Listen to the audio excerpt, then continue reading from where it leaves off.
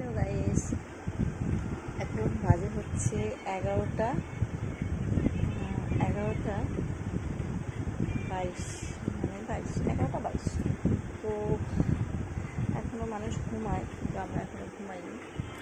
তো আমাদের এখন রিলসের শ্যুট হবে, ভিডিও হবে, তো সেই কারণে সেই প্রিপারেশনটা হচ্ছে। আর আমার মেয়ে ভিডিও শ্যুট করার জন্য দেখো কী করছে, এই দেখো ভিডিও করছে। আমরা মা মেয়ে এই করি রাত্রিবেলা, আমাদের ঘুম নেই, আমরা হচ্ছি কী বলে না তো, রাত জায়গার পেঁচা, যেটা আমরা।